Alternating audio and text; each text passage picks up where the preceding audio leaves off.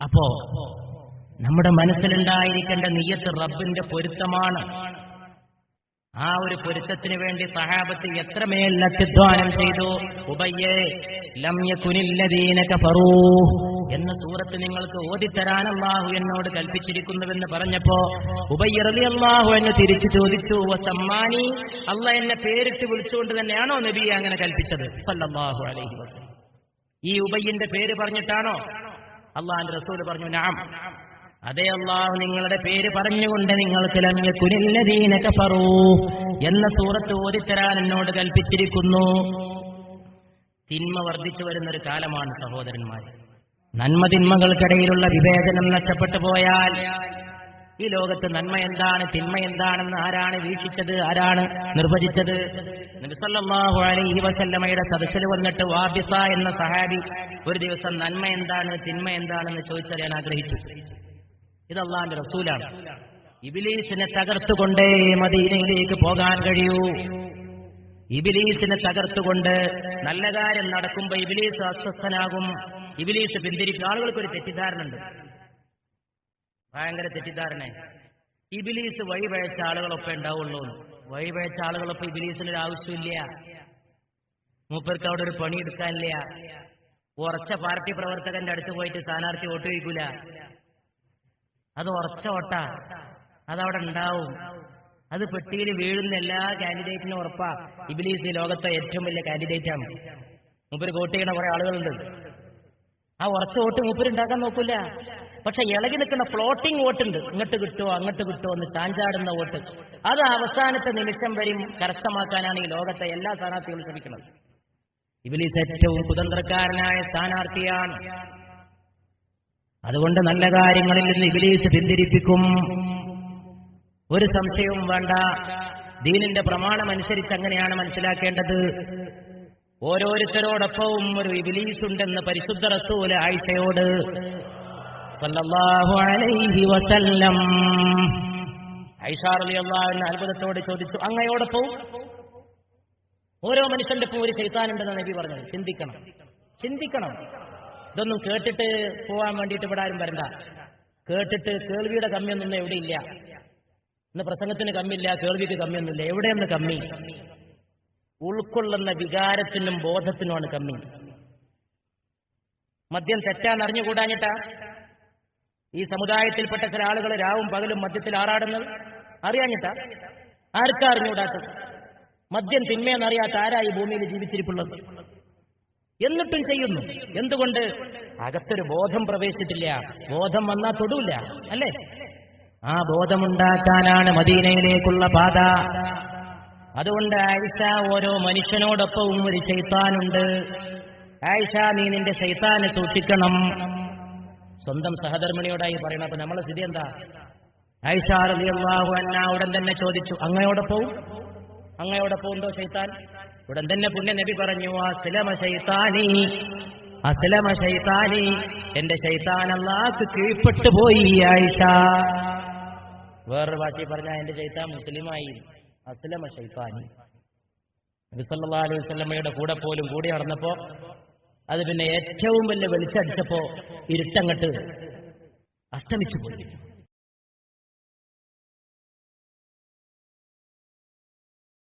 സല്ലല്ലാഹു അലാ മുഹമ്മദ് സല്ലല്ലാഹു അലൈഹി വസല്ലം. സല്ലല്ലാഹു അലാ മുഹമ്മദ്.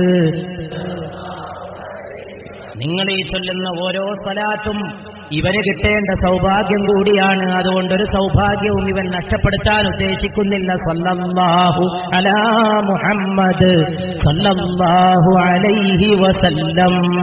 സല്ലല്ലാഹു അലാ മുഹമ്മദ് അലൈഹി വസല്ലം. എന്റെ മേൽ ഒരാൾ ഒരു വട്ടം സ്വലാത്ത് ചൊല്ലിയാൽ അവന്റെ 10 ദോഷങ്ങൾ അല്ലാഹു പുറത്തു കൊടുക്കുകയും 10 നന്മകൾ അല്ലാഹു അയാൾക്ക് എഴുതി ചേർത്ത് കൊടുക്കുകയും ചെയ്യുമെന്ന് പരിശുദ്ധ റസൂൽ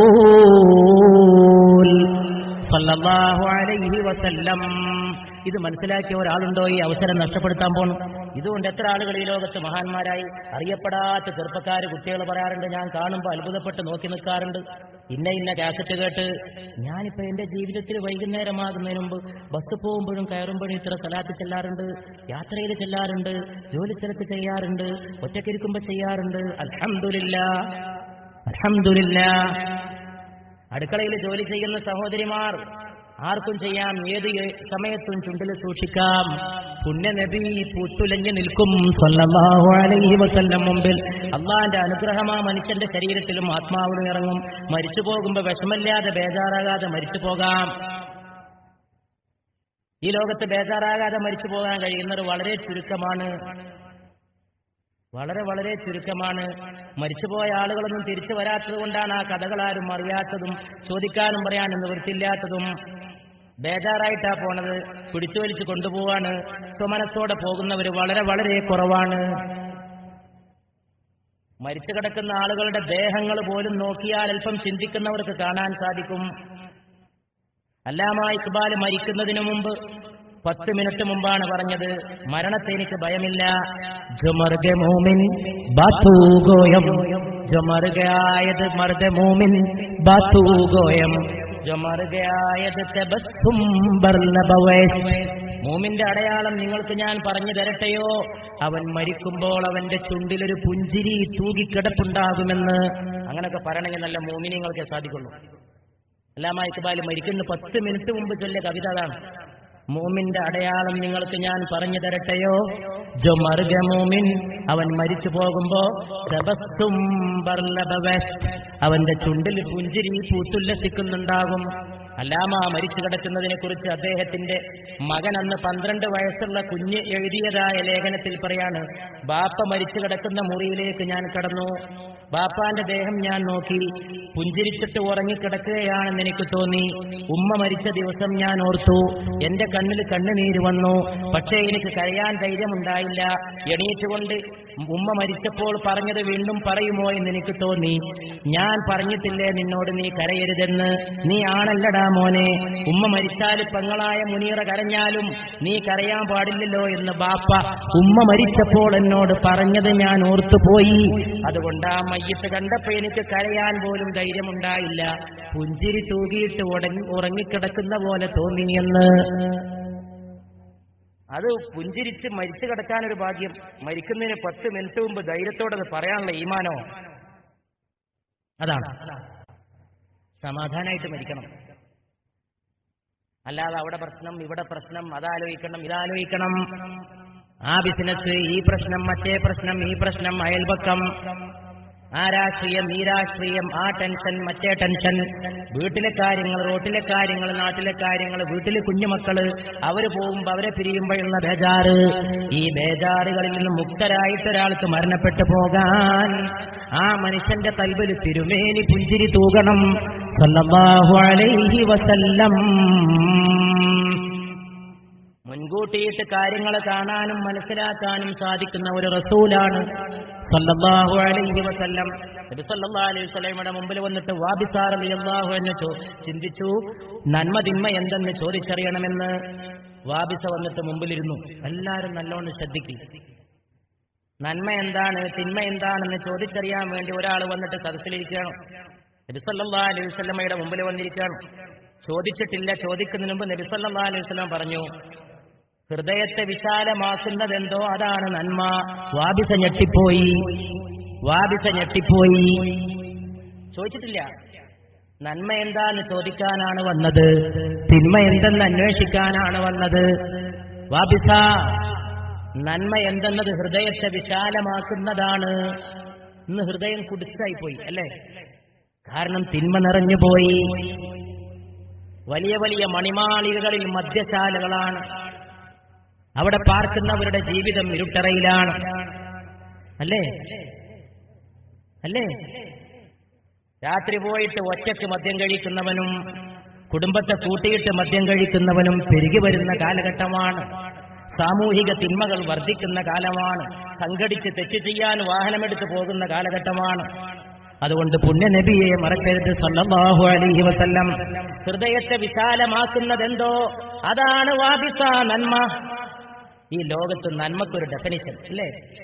ആരെങ്കിലും പറഞ്ഞോ നന്മ എന്താണെന്ന്? കുറച്ചൊക്കെ ഫിലോസഫി വായിക്കാൻ ഈ വിനീതൻ ശ്രമിച്ചിട്ടുണ്ട്, ഒരു ചെറിയ വിദ്യാർത്ഥി എന്നുള്ള നിലയിൽ. ഇപ്പോഴും ഞാൻ ഫിലോസഫിയിൽ ഗവേഷണം ചെയ്യുന്ന ഒരു സ്റ്റുഡന്റാണ്, ചെറിയ വിദ്യാർത്ഥിയാണ്. ഞാൻ ഈ ലോകത്ത് നന്മക്കും തിന്മക്കും ഒരു നിർവചനം ഈ ലോകത്ത് തത്വചിന്തകന്മാരൊന്നും നൽകിയത് കണ്ടിട്ടില്ല. എന്താണ് നന്മ, എന്താണ് തിന്മ? തിന്മ എന്തെന്നറിയുമോ? വാബിസ, അത് മനസ്സിൽ മുള്ളുപോലെ തറച്ചു നിൽക്കുന്നതാണ് തിന്മ. പുണ്യനബി അരുളുകയാണ്. ശരിയാണ്, സല്ലല്ലാഹു അലൈഹി വസല്ലം. തെറ്റിങ്ങട്ട് ചെയ്യുമ്പോൾ അവന്റെ മനസ്സിന്റെ അകത്തൊരു കാറമുള്ള തറക്കുകയാണ്. അള്ളാഹുവിന്റെ റസൂൽ വാഴ്ത്തപ്പെടട്ടെ സല്ലല്ലാഹു അലൈഹി വസല്ലം. വാബിസ, ഹൃദയത്തിൽ വിശാലത ഉണ്ടാക്കുന്നതാണ് നന്മ. അല്ലേ അല്ലേ? ഒരു നന്മ ചെയ്താൽ ഹാർട്ട് എത്ര വിശാലായി. ഒരു സദഖ ചെയ്താൽ, ഒരു നല്ല വാക്ക് പറഞ്ഞാൽ, ഒന്ന് നിസ്കരിച്ചാൽ, ഒരു നേരത്തെ നിസ്കാരം കഴിഞ്ഞ് ഇറങ്ങുമ്പോൾ നെഞ്ചെത്ര തുറന്നു. ഒരു തെറ്റ് ചെയ്താൽ അത് മനസ്സിൽ തറക്കുന്നതാണ്. ജനങ്ങൾ കാണാതിരിക്കണമെന്ന് നീ ആഗ്രഹിക്കുന്നതുമാണ് തിന്മയെന്ന് മുഹമ്മദ് മുസ്തഫ സല്ലല്ലാഹു അലൈഹി വസല്ലം. ഒന്നാലോചിച്ച് നോക്കൂ സഹോദരന്മാരെ, അങ്ങനെയാണ് അല്ലാഹുവിന്റെ റസൂൽ സല്ലല്ലാഹു അലൈഹി വസല്ലം. ഒരു ദിവസം മദീനയിൽ ഇങ്ങനെ കാർമേഘങ്ങൾ വന്നുകൂടി, മഴ ഇങ്ങനെ ആളുകൾ മോഹിച്ചു നിൽക്കുക. ഇങ്ങനെയൊക്കെ സത്യം പറഞ്ഞ ഒരു തിരുവ്യക്തിത്വത്തെ സല്ലല്ലാഹു അലൈഹി വസല്ലം എങ്ങനെയാ സ്നേഹിക്കേണ്ടത്? ഏതറ്റം വരെയാണ് ആ സ്നേഹത്തെ കൊണ്ടുപോകേണ്ടത്? ആളുകൾ ഇങ്ങനെ പ്രതീക്ഷിച്ചിട്ട് മഴ പെയ്യുമെന്ന് വിചാരിച്ചിങ്ങനെ നിൽക്കുമ്പോൾ റസൂലുള്ളാഹി സ്വല്ലല്ലാഹു അലൈഹി വസല്ലം അവരോട് പറഞ്ഞു, മഴ ഇവിടെ പെയ്യൂല. കാരണം മേഘങ്ങളുടെ മലക്ക് എന്റെ അടുത്ത് വന്നിരുന്നു.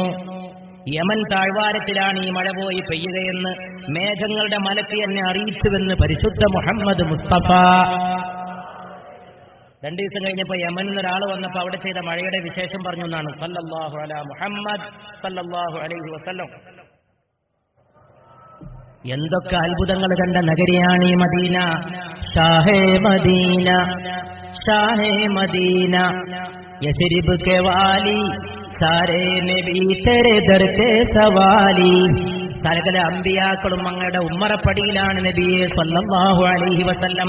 മദീനയുടെ ചക്രവർത്തി ജൽവേ ഹെ സാരേ തേരേ ഹി ദം സേ, ആബാദ് ആലം തേരേ കരം സേ. ഈ ലോകത്ത് ആൾപ്പാർപ്പുണ്ടായത്, ഈ ലോകത്ത് മനുഷ്യത്വത്തിന്റെ വാസമുണ്ടായത് അങ്ങയുടെ സ്പർശം കൊണ്ടാണ് നബിയെ. തേരേ ലിയേ ഹി ദുനിയാ ബനി ഹേ, അങ്ങേക്ക് വേണ്ടി ഈ ദുനിയാവ് നീലേ ഫലക് കീ ചാദർ തനി ഹേ. നീലാകാശം വിരിഞ്ഞു നിൽക്കുന്നത്, അത് വിശാലമാക്കപ്പെട്ട് നിൽക്കുന്നതും നബിയെ മുഹമ്മദ് സല്ലല്ലാഹു അലൈഹി വസല്ലം അങ്ങേക്ക് വേണ്ടിയല്ലയോ മുസ്തഫ സല്ലല്ലാഹു അലൈഹി വസല്ലം. തൂനെ ജഹാൻ കി മെഹഫിൽ സജായി, താരീഖിയോ മേ ശമ്മാ ജലായി. അങ്ങാണ് ഇരുട്ടത്ത് വിളക്ക് വെച്ചത് പരിശുദ്ധ നബിയെ സല്ലല്ലാഹു അലൈഹി വസല്ലം. ഹർ സിമത്ത് ഛായി രാത് കാലി, സാരേ നബി തെരെ ദർ കെ സവാലി.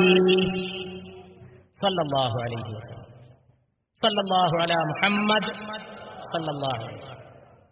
അല്ലാഹുമ്മ സല്ലി അലാ മുഹമ്മദ് യാ റബ്ബി സല്ലി അലൈഹി വസല്ലം. അല്ലാഹുമ്മ. കഴിഞ്ഞ 3 കൊല്ലം മുമ്പ് നമ്മൾ മദീനയിലേക്കുള്ള പാത പിരിഞ്ഞു പോകുമ്പോ ഈ വിനീതൻ സ്വയം, പലരും ഇസ്ലാമിന്റെ ചരിത്രത്തില് സലാത്ത് നിർമ്മിച്ചിട്ടുണ്ട്. ഏറ്റവും ശ്രേഷ്ഠമായ സലാത്ത് ഇബ്രാഹിമി തന്നെ. അല്ലാഹുമ്മ സല്ലി അലാ സയ്യിദിനാ മുഹമ്മദിൻ വഅലാ ആലി സയ്യിദിനാ മുഹമ്മദിൻ കമാ സല്ലൈത അലാ ഇബ്രാഹീമ വഅലാ ആലി ഇബ്രാഹീമ വബാരിക് അലാ സയ്യിദിനാ മുഹമ്മദിൻ വഅലാ ആലി സയ്യിദിനാ മുഹമ്മദിൻ കമാ ബാറക്ത അലാ ഇബ്രാഹീമ വഅലാ ആലി ഇബ്രാഹീമ ഫിൽ ആലമീന ഇന്നക ഹമീദും മജീദ്. സലാത്തുകളിൽ വെച്ചിട്ട് ഏറ്റവും അഫ്ദൽ അതാണ്. കാരണം സലാത്ത് ചൊല്ലാൻ കൽപ്പിച്ചുകൊണ്ട് ഖുർആന്റെ ആയത്തിറങ്ങിയപ്പോൾ സഹാബത്ത് നബിയുടെ അടുത്ത് ചെന്നു സല്ലല്ലാഹു അലൈഹി വസല്ലം. ഞങ്ങളെങ്ങനെ സലാത്ത് ചൊല്ലേണ്ടതെന്ന് ചോദിച്ചു. അപ്പൊ നേരിട്ട് പറഞ്ഞു കൊടുത്തത് ഈ സലാത്താണ്. അതാണ് അത്തഹിയ്യാത്തിലെ സലാത്ത്, അതാണ് മയ്യിത്ത് നിസ്കാരത്തിലെ സലാത്തുൽ ജനാസയിലെ സലാത്ത്. ആ സലാത്തിന് ഇബ്രാഹിമി സലാത്ത് എന്ന് പേര് കിട്ടാൻ കാരണം അതിനകത്ത് ഇബ്രാഹിം ഉണ്ട്.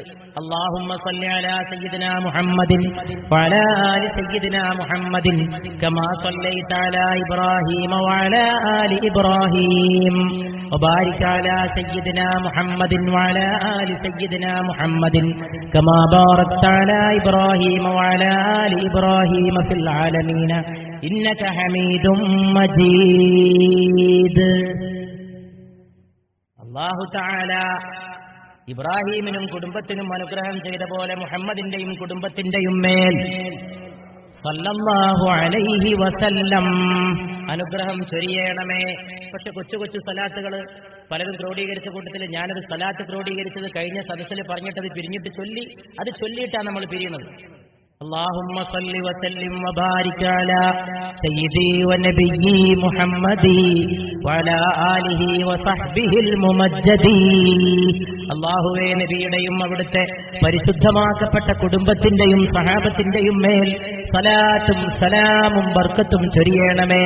അല്ലാഹുമ്മ സല്ലി വസല്ലിം വബാരിക് അലാ സയ്യിദി വനബിയ്യി മുഹമ്മദി വഅലാ ആലിഹി വസഹ്ബിഹിൽ മുമജ്ജദി. അല്ലാഹു സലാത്തിനെ മുറുകെ പിടിക്കാൻ നമുക്ക് തൗഫീഖ് ചെയ്യുമാറാകട്ടെ. ഒരു ദിവസം ഒരു കുഞ്ഞിനെ പ്രസവിച്ചപ്പോ ആ ഒരു സ്ത്രീ മദീനയിൽ കുഞ്ഞിനെ പ്രസവിച്ചു. സാധാരണ മാതിരി കുഞ്ഞുണ്ടായി. കുഞ്ഞിനെയും കൊണ്ട് നബി സല്ലല്ലാഹു അലൈഹി വസല്ലം അടുക്കൽ വന്നു. യമാമ യുദ്ധത്തിന്റെ മൈതാനിയാണ്, യുദ്ധക്കളമാണ്. കുഞ്ഞിനെ അള്ളാഹുവിന്റെ റസൂലിന് മുമ്പിൽ കാണാമെന്ന്. അള്ളാഹുവിന്റെ റസൂലിന്റെ വിനോദം ആലോചിച്ച് നോക്കൂ. ഒരു ചെറിയ കുഞ്ഞ്, തുണിയിൽ പൊതിഞ്ഞ കുഞ്ഞ്, ഹദീസിൽ പറയാണ്, തുണിയിൽ ഇങ്ങനെ പൊതിഞ്ഞിട്ടാണ് ആ കുഞ്ഞിനെ കൊണ്ടുവന്നത്. റസൂലുള്ളാഹി സ്വല്ലല്ലാഹു അലൈഹി വസല്ലം കുഞ്ഞിന്റെ കവളത്ത് തലോടിക്കൊണ്ട് ചോദിച്ചു, യാ ഗുലാം മൻ അന, മോനെ ഞാൻ ആരാണ്? ഉടൻ തന്നെ ഈ തുണി കൊണ്ട് പൊതിഞ്ഞ ചോര പൈതല് പറയുകയാണ്, അന്ത റസൂലുള്ളാഹ് സല്ലല്ലാഹു അലൈഹി വസല്ലം. അത്ഭുതമേ മുസ്തഫ സല്ലല്ലാഹു അലൈഹി വസല്ലം, ലോകത്തിന് അവസാനം വരെ ദൃഷ്ടാന്തമേ മുസ്തഫ സല്ലല്ലാഹു അലൈഹി വസല്ലം. ആയിഷ റളിയല്ലാഹു അൻഹ പറയാണ്, കാന റസൂലുള്ളാഹി സല്ലല്ലാഹു അലൈഹി വസല്ലമ യറാ ഫിൽ ദുൽമതി കമാ യറാ ഫിൽ ളൗ.